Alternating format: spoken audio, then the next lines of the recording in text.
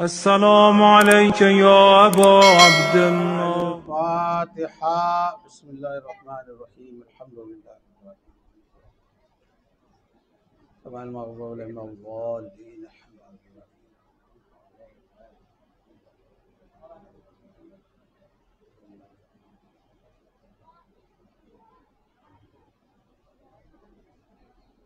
قال الله تبارك وتعالى في شأن حبيبه العالى: إن الله وملائكته يصلون على النبي يا أيها الذين آمنوا صلوا عليه وسلموا تسليما. محمد وآل محمد وسلم. سبحان ربك رب العزة عما يصفون وسلام على المرسلين والحمد لله رب العالمين. أعوذ بالله السميع العليم من الشيطان اللعين الرجيم. بسم الله الرحمن الرحيم. الحمد لله على ما عرفنا من نفسه وألهمنا من شكره وفتح لنا من أبواب العلم بربوبيته وجنبنا من شكه وشركه، ونشهد أن لا إله إلا الله وحده لا شريك له، ونشهد أن سيدنا ونبينا وحبيبنا ورحيمنا وكريمنا وغوثنا ومعيسنا ومعيننا ومعيننا وسراجنا وأشرفنا وجعفرنا وصادقنا وطبيبنا وطبيب قلوبنا وشفاء صدورنا ونورنا ونور أولنا ونور آخرنا ونور ظاهرنا ونور باطننا ونور عرش ربنا ونور أرض ربنا ونور لوح ربنا ونور قلم ربنا ونور قرآننا سيدنا وسندنا ومأوانا وملجانا ومقتدانا وأعلانا وأولانا ومولانا الرسول المسدد المحمود الأحمد المصطفى الأمجد أبي القاسم محمد.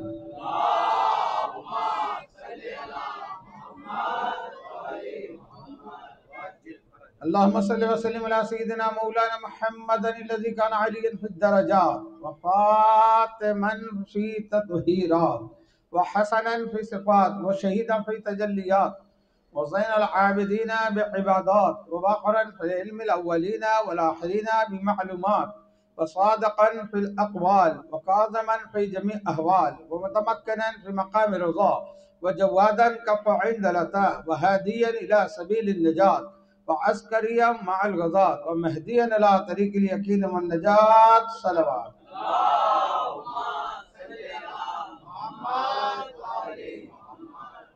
ولعنة الله العاداء محمد وآل محمد من الأولين والآخرين من يومنا هذا إلى يوم الدين. أما بعد، قال الله تبارك وتعالى في القرآن المجيد والفرقان الحميد: فأعوذ بالله السميع العليم من الشيطان اللعين الرجيم. بسم الله الرحمن الرحيم. هو الذي بعث في الأميين رسولا منهم يتلو عليهم آياته ويزكيهم ويعلمهم الكتاب والحكمة وإن كانوا من قبل لفي ضلال مبين. صلوات.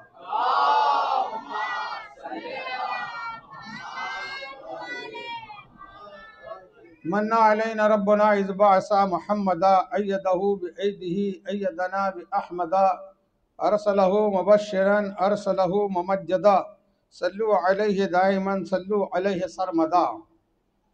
हम गुनाहगारों सियाकारों के दरमियान आमद अहले बैत पर बावत बुलंद सलवात।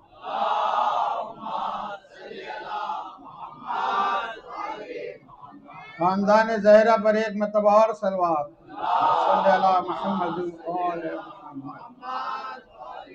नबी और आले नबी पर अजदाद गरीब नवाज पर बावाज़ बुलंद सलवात।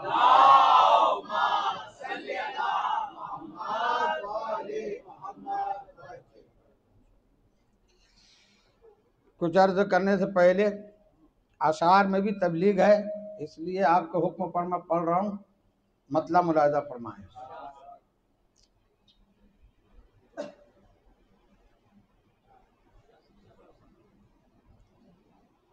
बोग़-ए अली ने इतना गुनाहगार कर दिया,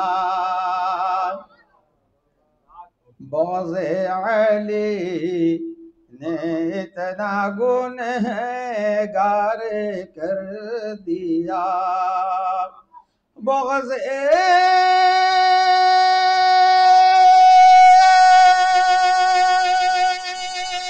आली ने इतना गुनहगार कर दिया। सजदों ने साथ देने से इनकार कर दिया।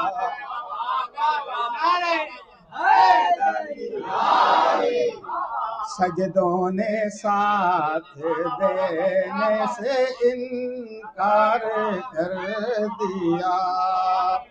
चेहरे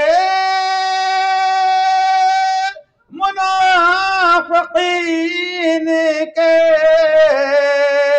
नजरों में आ गए। हमने जो जिक्र हैदर कर्रार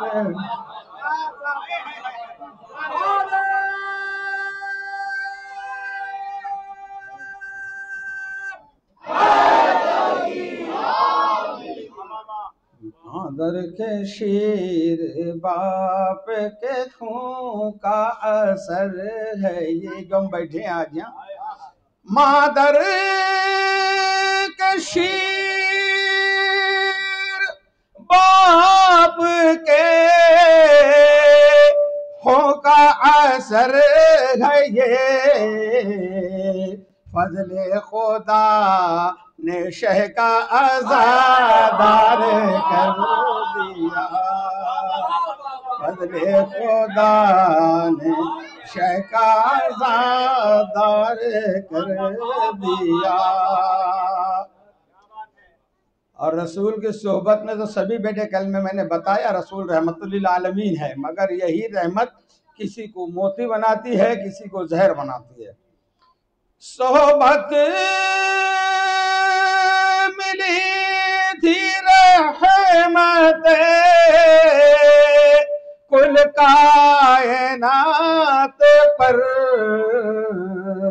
मर्ज़े नेफाक ने सभी बेकार कर दिया।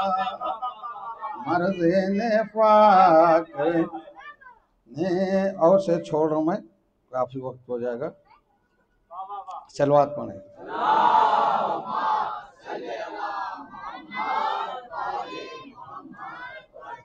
हल्की सी एक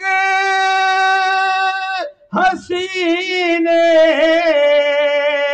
खुशी सारी छीन ली। हल्की सी एक हसीने खुशी सारी छीन ली। असगर ने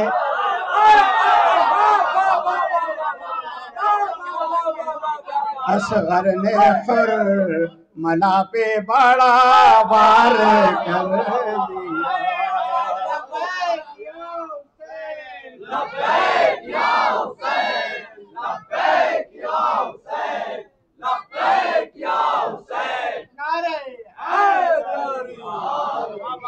सबसे छोड़ो, फिर किसी दिन पढ़ दूंगा। मक्ता मलायदा पढ़ना। चौखट के एक बोसे की हमजा ने की दुआ। चौखट के एक बोसे की हमजा ने की दुआ। ज़ैनब ने सारे रोज़ों का ज़वार कर दिया। ज़ैनब ने सारे रोज़ों का ज़वार कर दिया।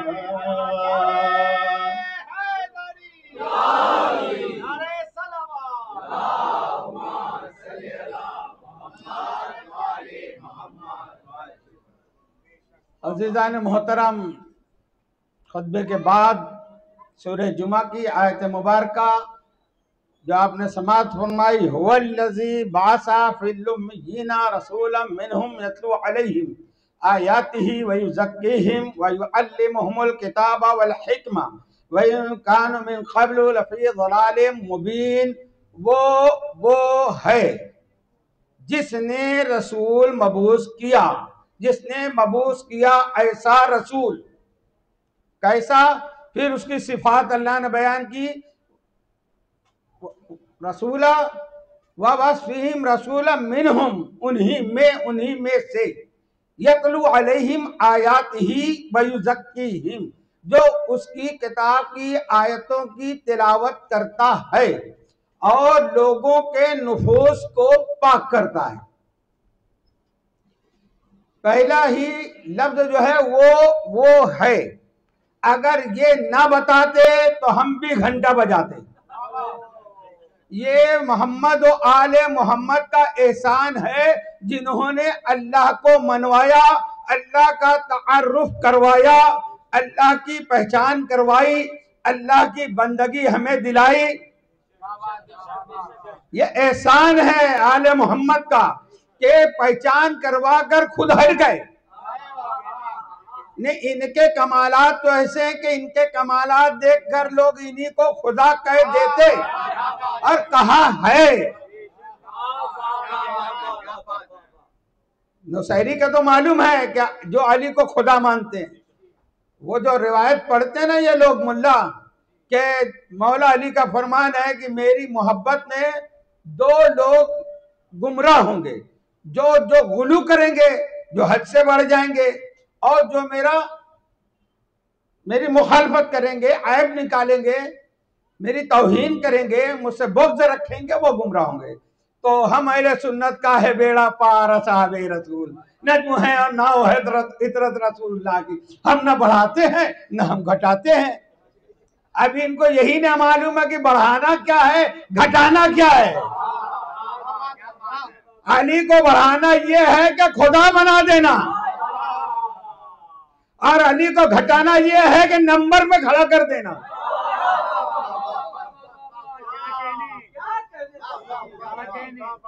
हम ओरिजिनल अहले सुन्नत हैं। हाँ, ये 150 साल की फिकाओं के नहीं है। हमको गरीब नवाज से इस्लाम मिला है। हमको बताया गया कि अली कितने बुलंद है, जैसा रसूल ने बुलंद किया। कितने बुलंद, कितने बुलंद, कितना बुलंद है, कितना बुलंद किया। एक मौलवी मेरे पास आया, बोले ये क्या है ना, ये शिया लोग गुलू करते हैं। अब ये खाली 3 नंबर से आगे बढ़ जाए अली तो गुलू हो गया। हमें ये देखो कि रसूल ने क्या किया है, कहां बताया है हमको, वहां मानो। मुल्ला के बताने से नहीं, अल्लाह के बताने से माना जाएगा। हम जिसको भी मानते हैं अल्लाह रसूल के बताए हुए मकाम पर मानते हैं। वो कहने लगा देखो हिजरत की रात फला इब्ने फला ने हुजूर को अपने कांधों पे बिठा के इतनी कठिन पहाड़ियों पे लेके चले, है ना, बहुत बड़े बुजुर्ग थे, बड़ा काम किया था। पहली बात ये पूछो कि हिजरत की रात नबी ने मना किया था कि आज कोई घर से ना निकले, तो ये बुजुर्ग निकले क्यों? ये तो सब कहानी बनाई गई है कि हुजूर गए और लिए और चले। मगर अब वो मेरा वो मौजू नहीं है कि अभी मैं पूरी वो हिजरत का सफर बयान करूं। कहा कि नबी को उठाया, और ये बहुत से कटमुल्ले जो अपने आप को सैयद भी बनते कहते कि जो मौला अली ने बुतों को तोड़ने के वक्त हुजूर से कहा कि सवार हो जाओ, तो नबी ने कहा अय अली तुम बारे नबूवत नहीं उठा सकते। ये मटक रहे मिंबर पे, बारे नबूवत, और फला इब्ने फला बुजुर्ग ने बारे नबूवत उठा लिया, तो अफजल कौन हुआ? मैंने गांव में ही की बात है, मैंने कहा कल जलसा है, प्रोग्राम है, आप आइए। अब ये तो तुम्हारी बनाई थ्योरी है ना कि ये उठा लिया तो ये अफजल, वो बैठा दिया तो वो अफजल, ऐसा बता। और सूरह नमल में जब सुलेमान अलैहिस्सलाम सफर कर रहे थे, वो तो हवा में सफर था। सूरह नमल पढ़ो, जनाब सुलेमान का लश्कर जा रहा था तो चूंटियों के सरदार ने आवाज दी। क्या आवाज दी? आयत पढ़ो, कुरान आज भी जिंदा है। या युहन्नमलु उदखुलू मसाकिनकुम, आए मेरी कौम बिलों में चली जाओ, बिलों में चली जाओ। अब ये हमारी उर्दू की मजबूरी है, सही मतलब अहले बैत बताएंगे कि ये वो कहते हैं कि कहीं सुलेमान का लश्कर कुचल ना दे। चूंटियां तो जमीन पे चल रही थी, सुलेमान का लश्कर हवा में चल रहा था, कुचलने का सवाल नहीं आता। तो जब पूछा गया कि कैसे कुचल देते, कहा वो उसी जगह पे उतरने वाला था। हद से कैसे पर्दा पोशी की गई, कितना पर्दा डाला गया, कुरान की आयतों के तर्जुमे गलत किए गए, हदीसें गढ़ी गई। ये बनु उमैया का 200 साल जो गुजरा, अब बनु अब्बास यही काम करते रहे। क्या कुरान भी आज बच्चा क्यों नहीं पढ़ता? कुछ मानी चलते चलते कुछ शुरू हो जाता है, कुछ तफसीर आती है, कुछ तरतीब नहीं समझ में आती, उठा के रख देता। मगर इतना पढ़ो कि जितना नहीं समझ में आए तो पूछो। हाँ, ये खाली हाँ हाँ करके नहीं, पढ़ो। तुम सवाल जब मुझसे करेंगे तो मेरे समझ में आएगा कि हाँ तुम पढ़ रहे हो। अभी 5 मजलिस हो गई है, 2-1 आदमी के अलावा कोई नहीं आया कि आपने जो ये बताया था तो उसका मतलब क्या हुआ। चलो अच्छा है, नहीं आया, मैं समझा कि सब समझ गए। सलवात पढ़े पर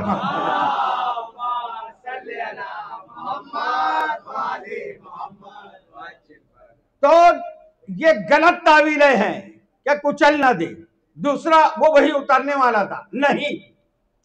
कुरान कहता है कि ये जब ऐलान चूंटियों के सरदार का जनाबे सुलेमान अलैहिस्सलाम ने सुना तो हंस दिए, मुस्कुरा दिए, जाहिका हंस दिए और वहां फिर उतरे। ये इस बुनियाद पे उतरे जो ये आवाज सुनी थी, और फिर उस सरदार को उठाया। मुल्लाओ, नबी के बराबरी करने वालों कहते हो ना जलसों में, हाजी साहब क्या कहते हैं? उलमाओ उम्मती का अंबिया बनी इस्राइल। ये एक पगड़ी बांध रहे 7 साल ज़कात खाने की, और क्या कह रहे हैं? उलमाओ उम्मती का अंबिया बनी इस्राइल। मेरी उम्मत के उलमा बनी इस्राइल के अंबिया की तरह है। अबे बनी इस्राइल का नबी है सुलेमान, इतनी चूंटियों में पहचान रहे कि सरदार कौन है।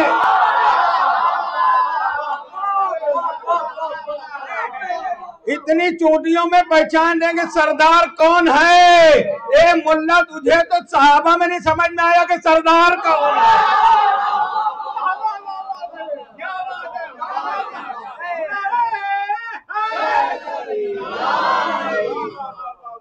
सरदार को जनाबे सुलेमान अलैहिस्सलाम ने उठाया, उठा के उससे पूछते हैं तूने ये बता कि क्या नबी जालिम होता है? तो उसने कहा नहीं। फिर तूने ये ऐलान क्यों किया कि चले जाओ बिलों में? तो सरदार ने क्या कहा मालूम?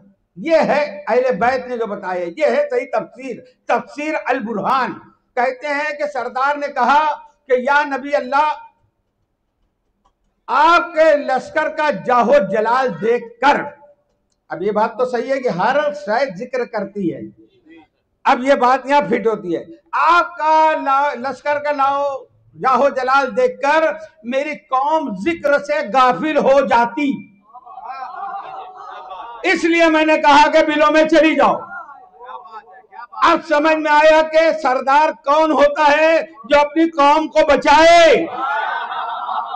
सरदार वो होता है जो अपनी कौम को बचाए, ये नहीं कि हम तो डूबे हैं सनम तुमको भी ले डूबेंगे। जिसको तुम बना रहे हो अव्वल दुआम सुवम, बताओ ना कि इनकी जन्नत में कुछ सरदारी है, इनकी कुछ ठेकेदारी है, इनके पास सफात का कुछ परवाना है? या जो तुम जिसको मान रहे हो अपना पीर है मौका, बताओ ना हम जिसको मान रहे हैं। सुनो, वो कहता है फिर जनाब सुलेमान अलैहिस्सलाम ने कहा ये बता तू अफजल है कि मैं अफजल हूं? तू अफजल है कि मैं अफजल हूं? अभी जो बात सवाल पहले पैदा हुआ था ना, फला ने उठाया फला ने गिराया, जो अब देखो, ये कुरान से दलील हम देते हैं, कुरान की मानते हैं। चूंटी कहती है कि मैं अफजल हूं, नबी से अफजल बना दिया खुद को, अपने आप को। फतवा लगाओ। मगर जनाब सुलेमान ने फतवा नहीं लगाया कि तू काफिर हो गई, नबी के मुकाबले में अपने आप को अफजल का सवाल किया। कैसे कैसे? अब उसने कहा कि इस वक्त तो पूरी रुए जमीन पर आप अल्लाह के नबी हैं, आप सबसे अफजल हैं, और आपके हाथों पर मैं बुलंद हूं, तो वक्त के लिहाज से मैं अफजल हूं। अब ये दलील मिली हमको कुरान से कि जिसको नबी उठाए वो अफजल होता है।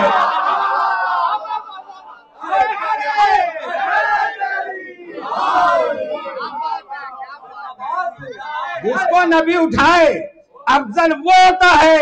अब तुम बताओ किस किस को उठाया है नबी ने? और अगर तुम बोलो कि किसी बुजुर्ग ने उठाया था, तो नबी को तो घोड़े ने भी उठाया है, गधे ने भी उठाया है, ऊंट ने भी उठाया है। कौन सी ऐसी सवारी नहीं है? तो नबी का उठाना नहीं, नबी जिसको उठाए। तुम बताओ, मक्के में बताते रहे उठा उठा के अली को, मदीने में हसनैन को, ईद का दिन जब सब जमा हो गए तो अपने सवार किया। सवार दो से पैगंबर कौन है? अली हक, अली हक, अली हक, अली हक, अली हक, अली हक, अली हक, अली हक। नारे हैदरी वल्लज़ी करीमैन, हसनैन करीमैन, हसनैन करीमैन, हसनैन करीमैन, वल्लज़ी बासा फिल उम्मिय्यीना रसूलन मिनहुम यतलू अलैहिम आयातिही व युज़क्कीहिम। वो है जिसने मबूस किया ऐसा रसूल जो कुरान की आयतों की तिलावत करता है और लोगों के नफूस को पाक करता है। तो ये वो किसने बताया हमको? अहले बैत ने बताया, रसूल ने बताया कि वो है कैसा, है ना। वो न बताते तो खुदा का सही तस्वुर हमारे पास, ऐसी तौहीद हमारे पास ना होती, वही तौहीद होती लंगड़ी लूली जो बताते हैं। तो अजीजान मोहतरम वो है। अब हमको तो मौला ने बताया कि वो किसी हिस्स में नहीं आता, वो ना देखने में आता, ना सुनने में आता, ना छूने में आता, ना समझने में आता। किसी हिस्स में अल्लाह की जात नहीं आ सकती। तो फिर वो कहता भी है कि मुझको पहचानो। जब तू किसी हिस्स में आता नहीं तो हम पहचाने कैसे? खुदा की मार्फत भी जरूरी है। हाँ, तो यही जरूरी है जो हमको पहचानवाया गया। इसमें किसी की तकलीफ जरूरी नहीं है। खुदा है, दलील क्या है? ये है। ये तो अब हम बताएं तो कह रहे हैं ना, एक बुढ़िया चरखा चला रही है, उससे कहा गया खुदा है? कहा है। मेरे मौला ने पूछा कैसे है? कहा मैं इसको चलाती हूं तो ये चलता है, अगर मैं न चलाऊं तो ये रुक जाए। इतना बड़ा कारखाना कोई तो है। ऐसे खुदा को माना जाता है। तो दलील असर को देखकर मुअस्सिर को पहचाना जाता है। असर को देखकर मुअस्सिर पहचान में आता है। हमको बुखार है, डॉक्टर आके थर्मामीटर लगाया, कितनी डिग्री बुखार है चेक किया, क्या सारा बुखार थर्मामीटर में उतर गया? हकीम है, वैद है, नब्ज देखते हैं। ये नब्ज में क्या पूरा बुखार आ गया? यहाँ पे पूरे जिस्म में बुखार है। फिर ये कैसे बता रहे कि इतना बुखार है? ये इसकी जो चाल है, ये असर को देख के मुअस्सिर को पहचानता है कि कितना बुखार है। तो असर को देखकर मुअस्सिर पहचाना जाता है। हमारे जिस्म में रूह है, कहाँ है बताओ? कहाँ है? रूह है। रूह को मौलाना फरमाई ये हमारे जिस्म में इमाम की हैसियत रखती है। पैर में चोट लगी, एहसास रूह करती है। सर में लगी, एहसास रूह करती है ना। जहां भी तकलीफ हो, एहसास रूह को होता है। तो इमाम है ना, तो इमाम वही हो। ये हमारा जिस्म, कुरान कहता है, ये छोटी सी कायनात है। इससे अपनी रब को, अपनी कायनात को पहचानो। जब इतना बड़ा जिस्म अल्लाह कहता है मैं बगैर इमाम के नहीं रखता, तो ये 18,000 आलम बगैर इमाम के चल रहे हैं। सल्लल्लाहु अलैहि मोहम्मद।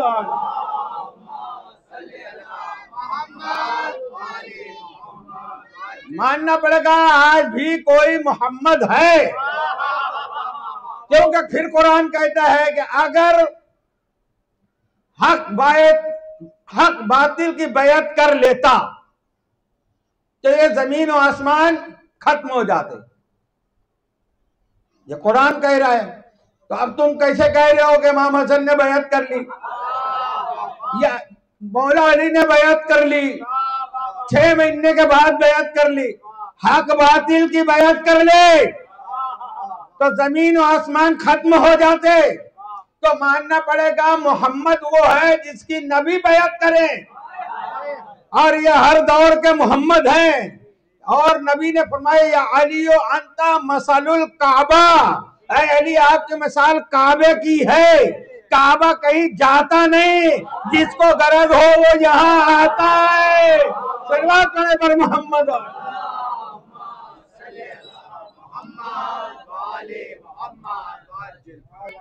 तो हर दौर में एक मोहम्मद मौजूद है, इसलिए कि ये कायनात मौजूद है। ये दलील है कि नबी है, अली है, हसनैन है, ये पर्दे में, मगर फिर भी एक मोहम्मद जाहिर बजाहिर पर्दे में। वो तो हमको देख रहे हैं हमारा इमाम, हम नहीं देख सकते ना। और एक दिन आएगा, वो दिन का तो तुमको ज्यादा इंतजार है, हमको कम है, क्योंकि तुमको मालूम है जब वो आएंगे तो क्या क्या करेंगे। सल्लल्लाहु अलैहि मोहम्मद।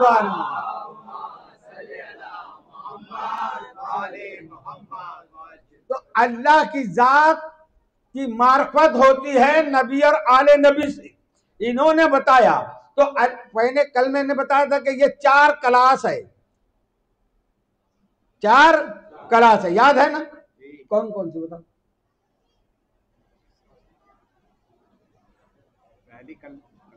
पहली क्लास जो है नबी की, उसका नाम है कुरान की आयतों की तिलावत करना। दूसरी क्लास का नाम है वयुज़क्कीहिम, नुफूस को पाक करना। तीसरी क्लास है किताब की तालीम देना। फिर चौथी है हिकमत की तालीम देना।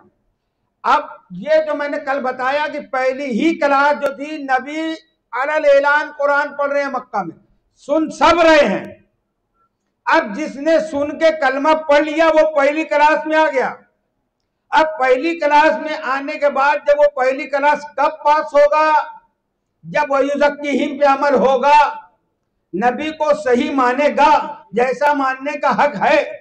सिर्फ नबी नबी करने से वो मानने वाला नहीं होगा, इसलिए उसकी लियाकत खत्म हो गई, वहां पे वो फेल हुआ, वयुज़क्कीहिम की क्लास में नहीं आ सकता। अब जो वयुज़क्कीहिम में आया तो उनके नुफूस नबी ने पाक किए। नबी की नबूवत का कसूर नहीं है। ये कहते हैं कि अगर हम इनको ऐसा मान ले तो फिर नबी की गलती है कि नबी ने सही तालीम नहीं दी, सही तरबियत नहीं दी। अरे तुम अपने बाप से जाके पूछो कि तुमको कैसे तरबियत दी है जो तुम ऐसे हो गए। नबी ने पूरी तरबियत की है, ये तुम्हारा ज़र्फ था कि नबी को जैसा सच्चा मानना था। रे काफिर तो सच्चा कह रहे हैं, सादिक कह रहे हैं, अमीन कह रहे हैं, और तुम जगह जगह शक कर रहे हो। तो वयुज़क्कीहिम की क्लास में वो सहाबा किराम जो नबी के किसी भी कौल पर, किसी भी फेल पर न कभी शक किया है न किया था, वो कामयाब होकर तीसरी क्लास में पहुंचे जो वयुअल्लिमुहुमुल किताब की है। मगर यहाँ पे शक करने वाले फेल हुए। तो अब ये वली किताब में नहीं जा सकते, वल हिकमा में नहीं जब इनको हिकमत ही नहीं आती। आप एक बात सोचो, पहली क्या थी? आयात की तिलावत करना। अब फिर यहाँ किताब की भी तालीम, तो बात तो दोनों एक ही लगती है ना? नहीं, वहां पे सिर्फ तिलावत थी, यहाँ किताब का राज बताना था। तीसरी क्लास में वहां पढ़ा दिया सिर्फ, अब यहाँ वजह बताई जाएगी कि आयत क्यों है, कैसे है, किसके लिए है, कब आई, कहां आई, क्यों आई, यह है शान नुज़ूल। तो ये तीसरी क्लास में जो गए ही नहीं, वो हिकमत नबी से ना वाकिफ है, कि नबी के राजों से ना वाकिफ है, तो फिर ये सब बराबर कैसे हो गए? जो पहली में फेल हो गया वो भी बराबर, जो दूसरी क्लास में फेल हुआ वो भी बराबर, जो तीसरी में फेल हुआ, चौथी में फेल, ये कैसे बराबर? हमारे साथ पढ़ने वाला तालिब इल्म छठी क्लास में फेल हो गया, हम पीएचडी में आ गए, हम दोनों बराबर? अक्ल मानती है? इस्लाम दीन फितरत है, सब बराबर हो ही नहीं सकते, हो ही नहीं सकते। क्यों? कि सबका ज़र्फ अलग अलग, सबकी फितरत अलग अलग, सबकी नस्ल अलग अलग। मैं ये नस्ल बोलो, अब बताऊं, सबकी हकीकत अलग अलग। ये वयुदक्कीहिम में पास क्यों नहीं हुए? क्योंकि इनका ज़र्फ इतना पाक नहीं था। पाक नहीं था मतलब बाप नहीं था। क्या सुन रहे तुम? इतना मत खुलवाया करो मुझसे। सलवात पढ़ो मोहम्मद वाले मोहम्मद।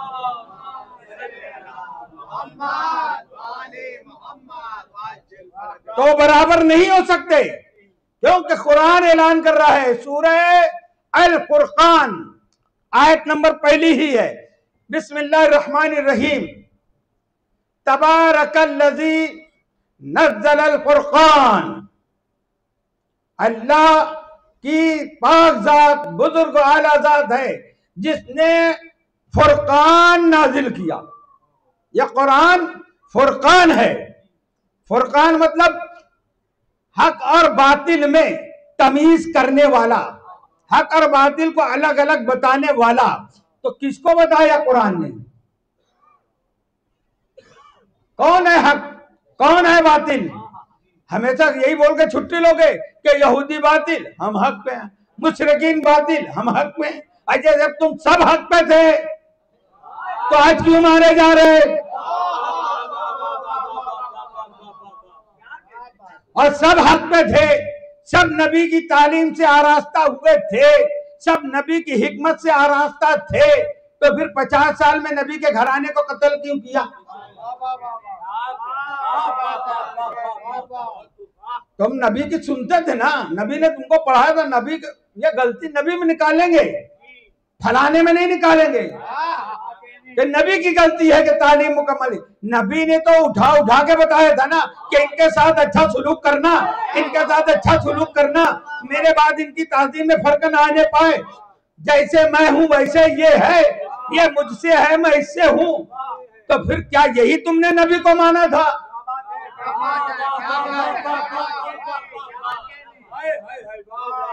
अब फर्क कर रहा है कुरान। छोड़ दो कुरान पढ़ना, छोड़ दो, खाली रट्टू धोते जरी पढ़ने से कोई फायदा ही नहीं है। सूरह हश्र की आयत नंबर 20 है। परवरदिगार आलम इरशाद फरमा रहा है, ला यस्तवी अस्हाबुन नारे व अस्हाबुल जन्नत हुमुल फाइजून। अस्हाब लफ्ज है अस्हाब, ला यस्तवी, बराबर नहीं हो सकते। हम थोड़ी बोल रहे बराबर, तुम बोल के कुरान के मुखालफत कर रहे हो। हर साहब ये नबी बराबर कर रहे हो, तुम कुरान के मुनकिर हो गए, मरने के बाद समझ में आएगा।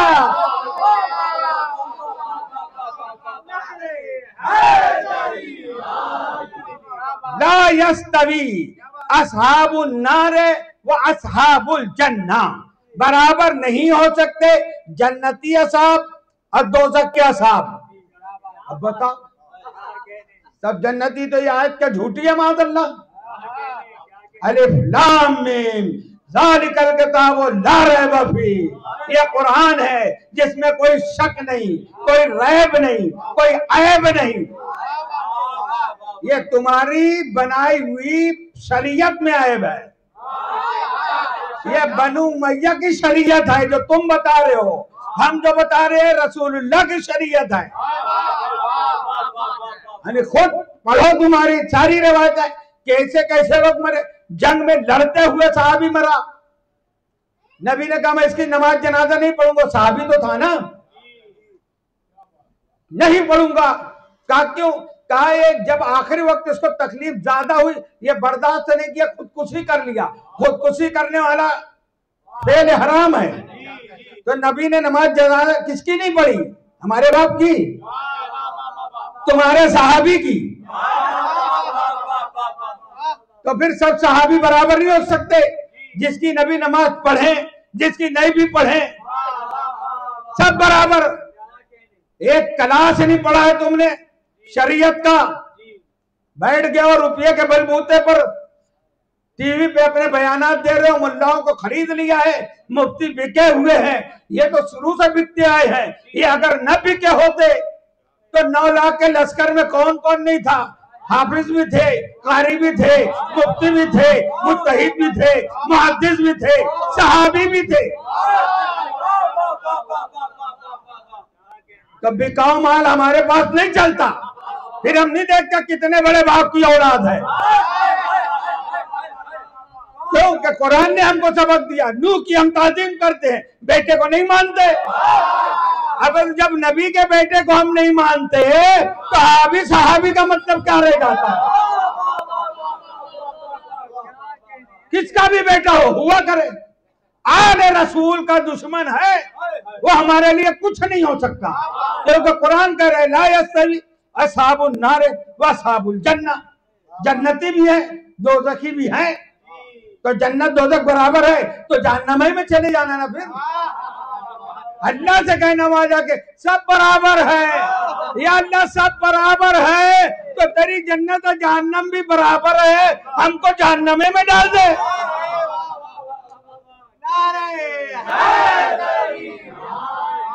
ये जहन्नम मांगेंगे, दिनों रात तो हुरों के ख्वाब में सो रहे हैं।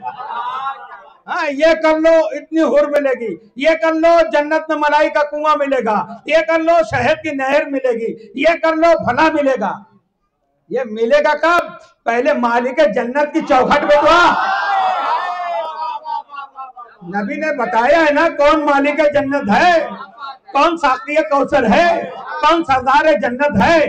अरे सुना था तुमने, ये भी नहीं बोल सकते कि वो हदीस हमको सुनी नहीं, हमने नबी से सुने थे। जब तो नबी के लाल को बुला के कहते लिख दो कि मैं तुम्हारे नाना का गुलाम हूं, लिख दो। क्यों लिखा रहे? कि इनका लिखा हुआ रहेगा तो मैं जन्नत में चला जाऊंगा। अब ये कहते हैं कि लिखा था, हुसैन ने लिखा था और बच्चे से कहा कि मेरी कफन में रख देना, जब मुनकर नकीर आएंगे तो मैं कहूंगा ये मैं तुम्हारे नाना का गुलाम हूं। ज्यादा सवाल जवाब की जरूरत नहीं। मगर हमसे पूछो ना, जब नबी कागज कलम मांग रहे थे,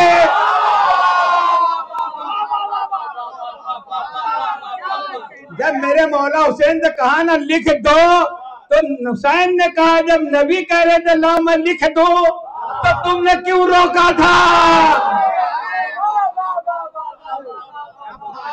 नहीं लिखा हुसैन ने। ये शजरा रखने की सनद लाते इससे। अरे लिखा ही नहीं है।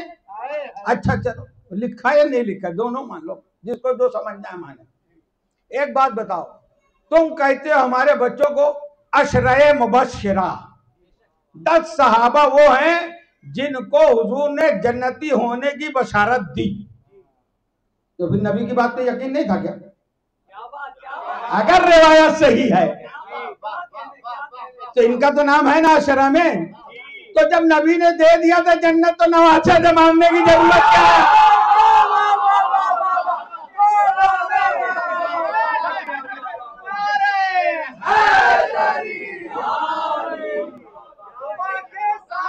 दिल बोला अली मौला, अली मौला,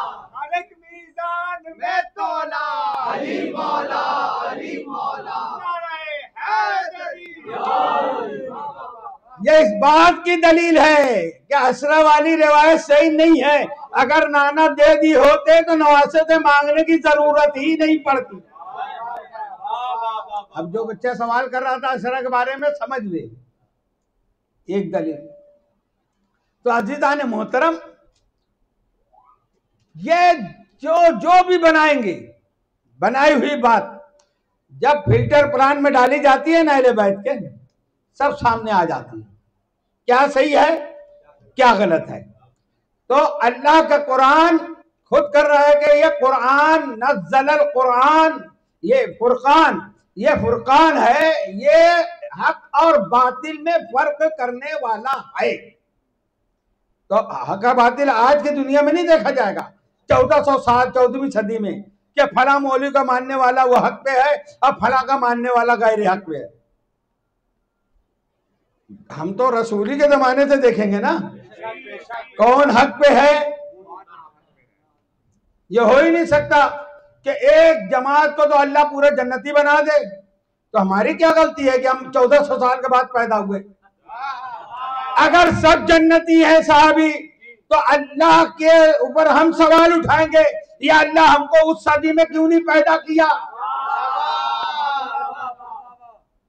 तो हम भी जन्नती होते। अब इतनी मुसीबतों में हम हिंदुस्तान में ऐसे ही रहते हैं, उसमें ये मुसीबत।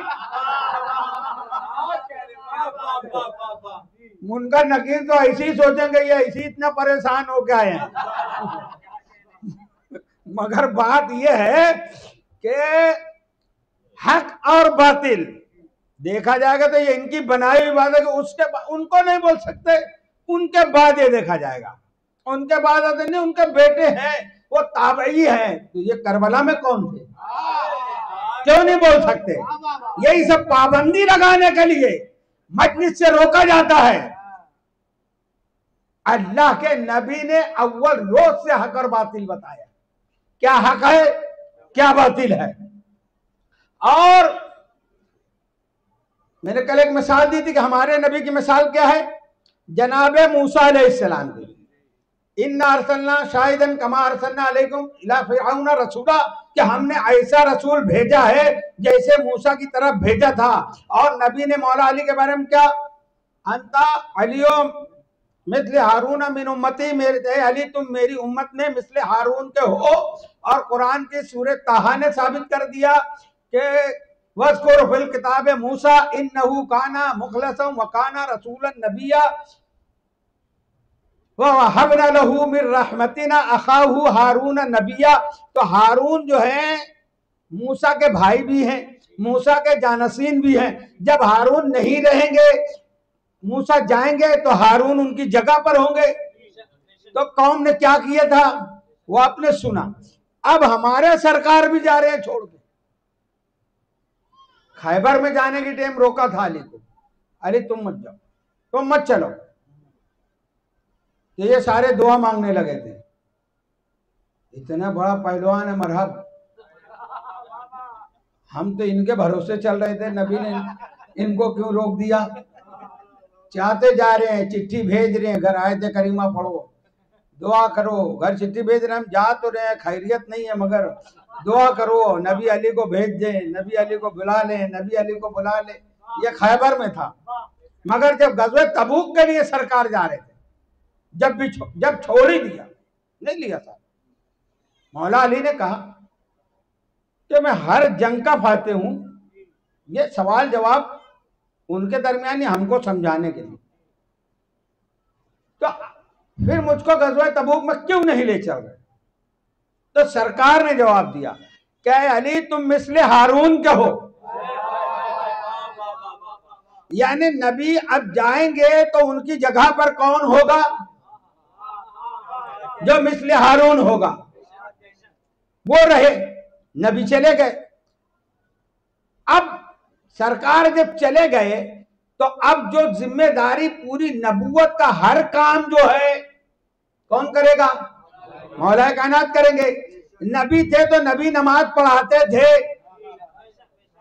बहुत तवज्जो से आए, नबी नमाज पढ़ाते थे। अब नबी नहीं है तो कौन पढ़ाएगा, वही पढ़ाएंगे ना। अब ये जब नमाज पढ़ाने लगे अब ये हकीकत तफसीर बता रहा हूं मैं। तो कुछ लोगों ने एक मस्जिद अलग बना ली, उसका नाम मस्जिद ज़रार है। सूरह तौबा में इसका मुकम्मल जिक्र है। मस्जिद ज़रार बनाई, ये लोग अपनी अलग नमाज पढ़ने लगे। जितने दिन, महीने भर के बाद भी जब भी रसूल करीम सल्लल्लाहु अलैहि वसल्लम वापस आए तो उन लोगों ने, अब ये कहते हैं मुनाफिकीन ने बनाई। अरे कब बनाई? ये तो सहाबा ही थे ना।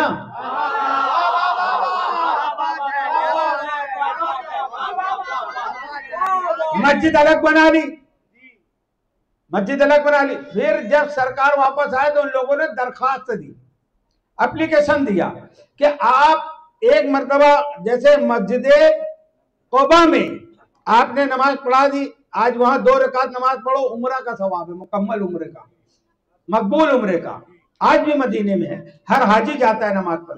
तो जैसे आपने वहां पढ़ाई, सरकार हमारे यहाँ भी पढ़ा दो। हमने ये इसलिए बनाई है ना कि जो कोई बीमार है, ज़ईफ है, वो जो मस्जिद नबी तक नहीं आ सकता, वो यहीं पढ़ लेगा नमाज।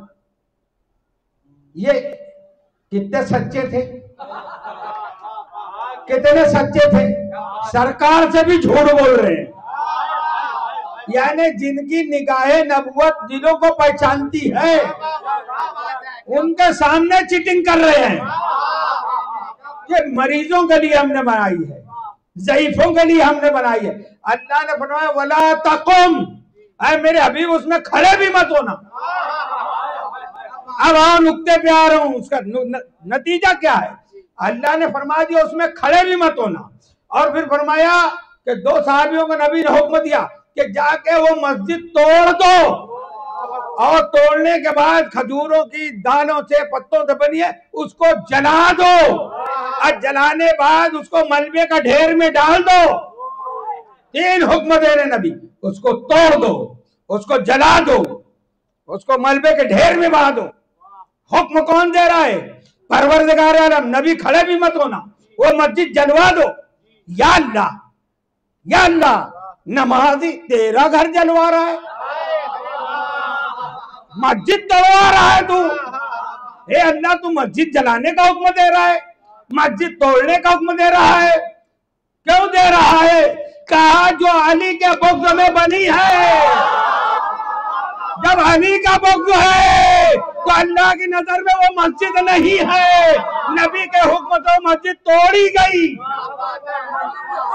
अली हक, अली हक, अली हक, अली हक, अली हक, अली हक, अली हक, नारे हैदरी। वो मस्जिद तोड़ी गई। तो सबक क्या मिला? भी ये तो मालूम हुआ कि ये इनकी इमामत में नमाज नहीं पढ़ना चाहते थे, वहां पढ़ते थे। तो अल्लाह ने मस्जिद, अपनी मस्जिद तोड़वा दी, अपना घर तोड़वा दिया। तो क्या सबक मिला? जब अली नहीं होंगे तुम्हारे दिल में, तुम्हारी नमाज में, तुम्हारे हज में, तुम्हारे अमाल में, तुम्हारी जिंदगी में, तुम्हारे ईमान में, तुम्हारे कलमे में अली वलिल्लाह नहीं होगा तो सारी नमाज बेकार, हज बेकार, रोजा बेकार, सारा धरना सब बेकार। हैदर, हैदर, हैदर, हैदर, हैदर, हैदर, हैदर, हैदर, हैदर, हैदर,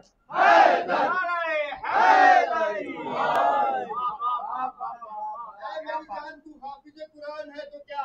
ऐ मेरी जान तू हाफिज़े कुरान है तो क्या? रोजे नमाज से तेरी पहचान है तो क्या? प्यारे सहाबा में तू कुर्बान है तो क्या? और अल्लाह और रसूल पे तेरा ईमान है तो क्या? अली के बुग़्ज़ में ना कुछ काम आएगा, काबे में भी मरेगा तो जहन्नुम में जाएगा।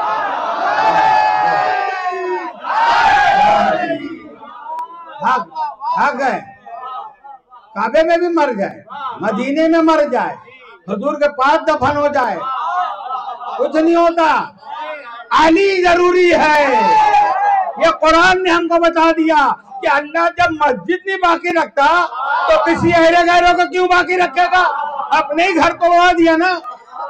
जब हम ये कहते तो कहते ये शिया लोग हैं, ये शिया हो गए हैं, ये राफजी हो गए हैं। हम सुन्नी से शिया हो गए, हम राफजी हो गए। ठीक है, अगर इनकी मोहब्बत, इनको मानना, शिया होना है तो हम शिया हैं, राबदी होना है तो हम राबदी हैं। कौन मुनकर नकीर पूछेगा कब्र में कि तू सुन्नी है कि शिया है?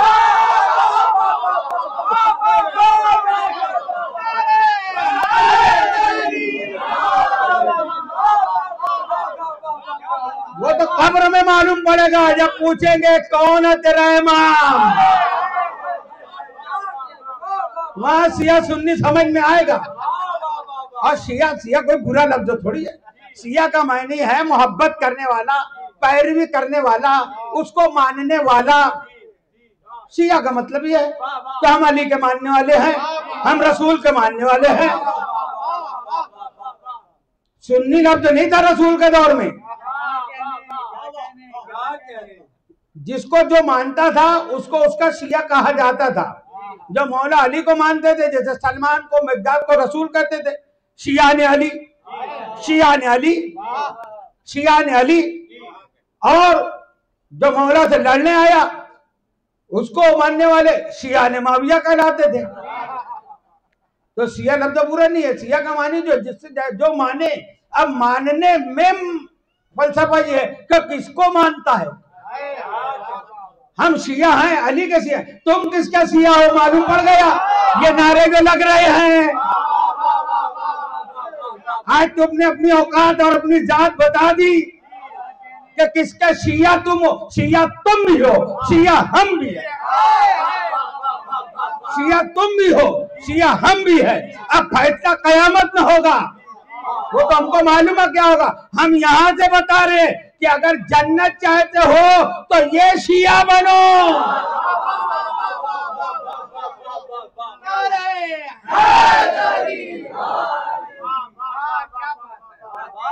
अजीजान मोहतरम, हक हक होता है, बातिल बातिल होता है। हम बार बार कह रहे हैं ये मजालिस का कुछ मकसद है। अपने बच्चों को समझाओ, यहाँ जो सुनो इसको बार बार सुनो ताकि ये आयतें याद करो। ये आयतें जो पढ़ रहा हूँ ऐसी सिर्फ अपनी पढ़ाई के लिए नहीं, तो ये आयतों को जाके खोलो, अपने बच्चों को समझाओ, अपनी बहनों को समझाओ कि ये आयतें क्या हैं, ये कैसे है, ये कौन हक है जिस पर लोग अपने बच्चों को कुर्बान कर देते हैं। पढ़ो ना कुरान। कैसे कैसे आज 4 मुहर्रमुल हराम, 5वीं शब है, वक्त बहुत कम ये रहता है। हमारे भाई ने कहा था और भी शहादतें बयान करना चाहिए। सही है, करना चाहिए, मगर क्या है और लोग क्यों नहीं करते, उसकी एक वजह मुझको समझ आती कि उनकी तफसील उनको नहीं मिलती या उनके नाम उनको नहीं मिलते। अजीजान मोहतरम, करबला के मैदान में ये 72 के 72 लाल जवाहिर, ये गौहर ऐसे थे जो इमाम अली मुकाम पर अपनी जान को फिदा करने वाले हैं, जिसमें एक सहाबी इमाम अब्दुल्ला बिन उमैर कल्बी है।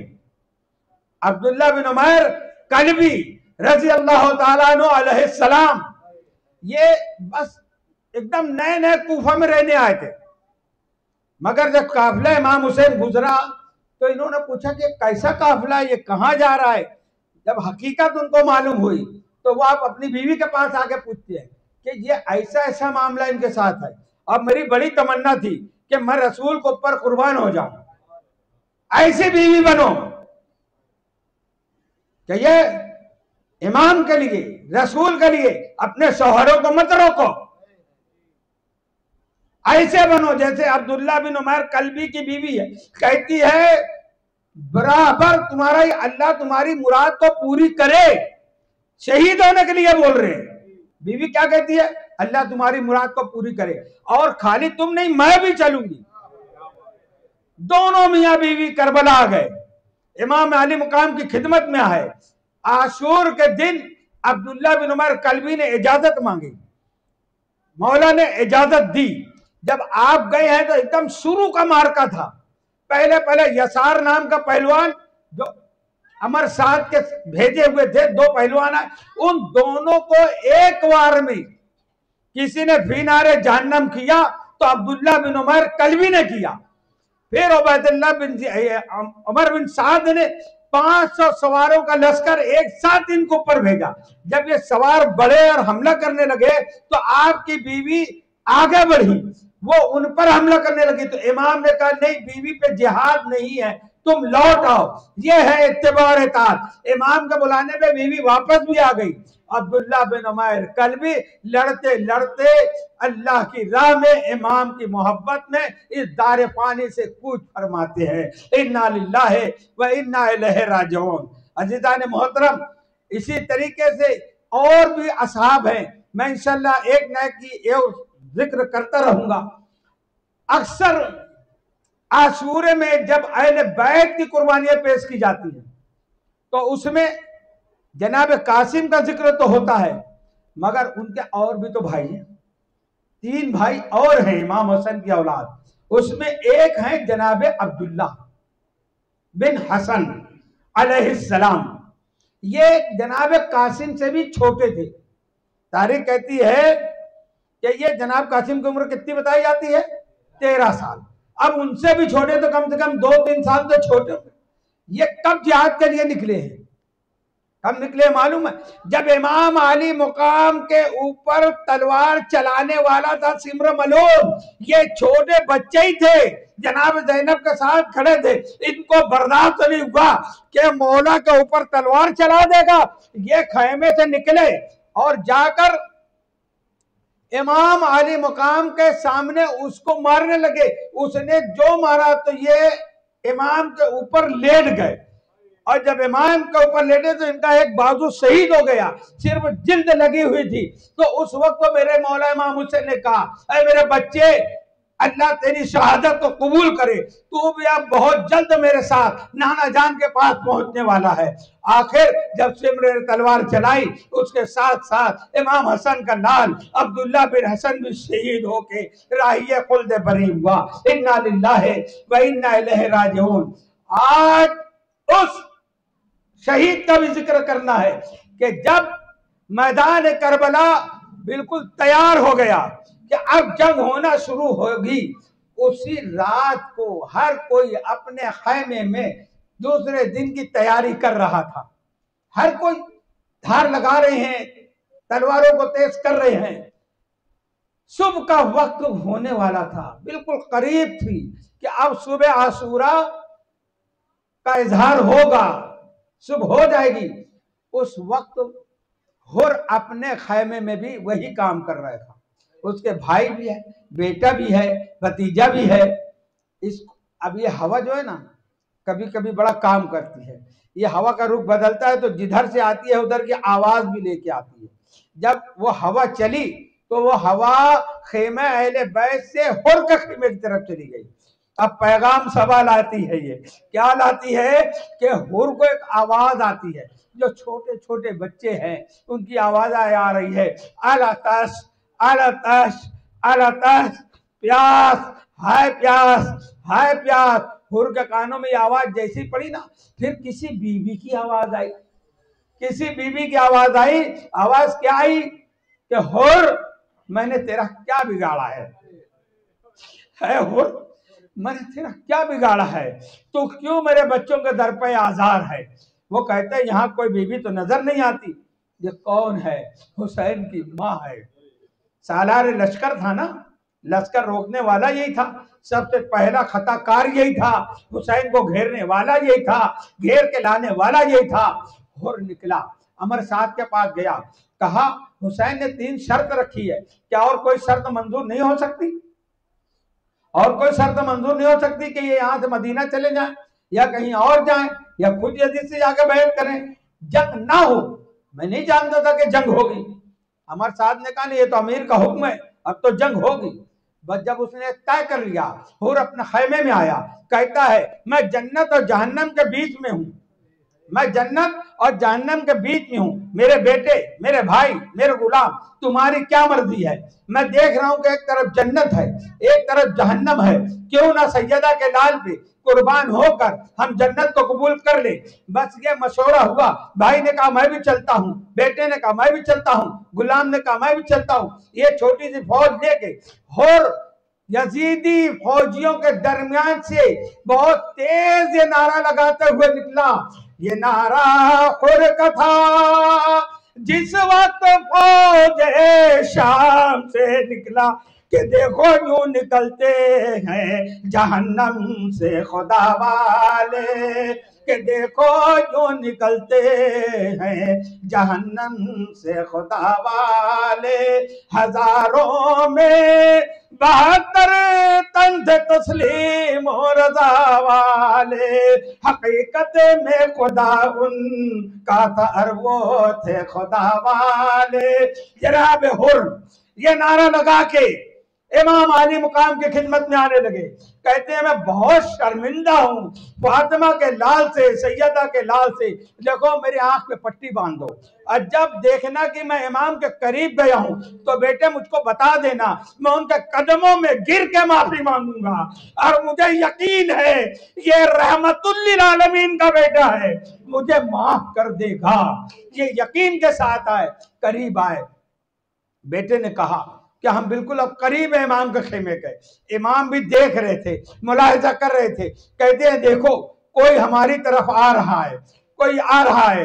जनाब मौला अब्बास ने कहा ये तो हुर आ रहा है, उसका बेटा भी आ रहा है, उसका भाई भी आ रहा है। मेरे मौला ने कहा मेरे भाई अब्बास तुम भी खड़े हो जाओ, मेरे बेटे अली अकबर तुम भी खड़े हो जाओ। इसमें अपने जवानों को, अपने भाई को मौला ने खड़ा किया कि आने वाले मेहमान का इस्तकबाल करो। हुर आके कदमों में गिरा, ऐ सैयदा के लाल, ऐ रहमतुल लिल आलमीन के बेटे, क्या मेरी गलती माफ हो सकती है? फातिमा के लाल ने शर्मिंदा नहीं किया, हुर को उठा के अपने सीने से लगा के पेशानी चूम के कहा ऐ मेरे भाई हुर, ऐ मेरे भाई हुर।